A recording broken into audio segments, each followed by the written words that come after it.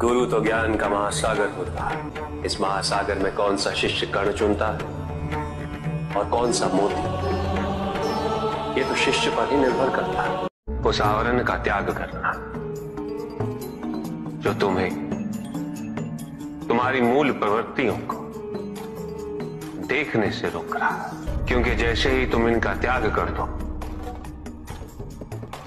तुम्हारी चेतना पुनः। एक समय ऐसा था कि नेत्र बंद करते समस्त संसार पीछे छूट जाता था। मन को एकाग्र करने के लिए प्रयास नहीं करना पड़ता था। समस्या कितनी ही जटिल क्यों ना मुझे विचलित नहीं कर पाती थी। नहीं, इतना तो ज्ञात होना चाहिए कि यह पत्थर की प्रतिमा है, साक्षात महादेव नहीं। यही तो अंतर है उनकी और आपकी भक्ति में। आपको तो ये केवल एक मूर्ति ही प्रतीत होती है, किंतु हमारे स्वामी को तो इस मूर्ति में साक्षात महादेव दिखते। सत्य कोई खोई हुई वस्तु नहीं, जो खोया है वो तुम हो। सत्य तो तुम्हें ढूंढ रहा है, स्वयं तुम्हें खोज रहा है। इसीलिए कैलाश पे सर्प भी है और मूषक भी, मयूर भी और सिंह भी और बैल भी। किसी को किसी का भी भय नहीं। सब एक साथ सुख और शांति से अपना अपना धर्म निभाते रहे। कहीं कोई वर्चस्व या प्रभुता का प्रयत्न नहीं। हम अपने शरीर का पोषण करने हेतु जीव जंतुओं की हत्या करते हैं, खेतों को सिंचित करने हेतु नदियों के प्राकृतिक बहाव को कृत्रिम साधनों से रोक देते हैं।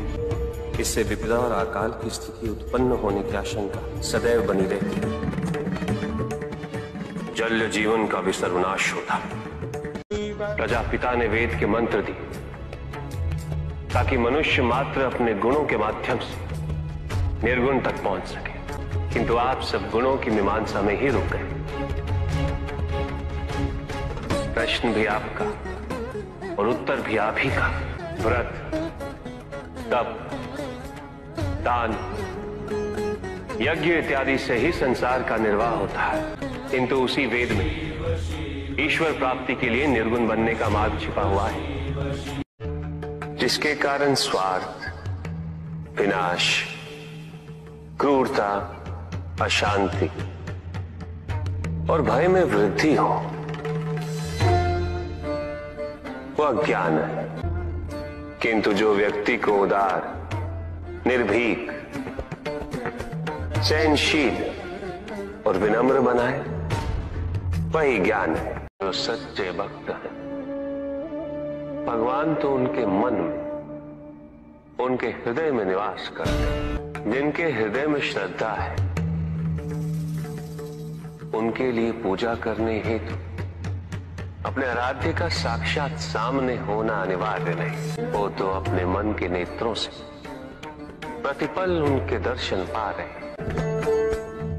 उनकी प्रत्येक अनुभूति में भगवान है। मन के हारने से हार है और मन की जीत में ही जीत होती है। अपने मन से शुभता और योग को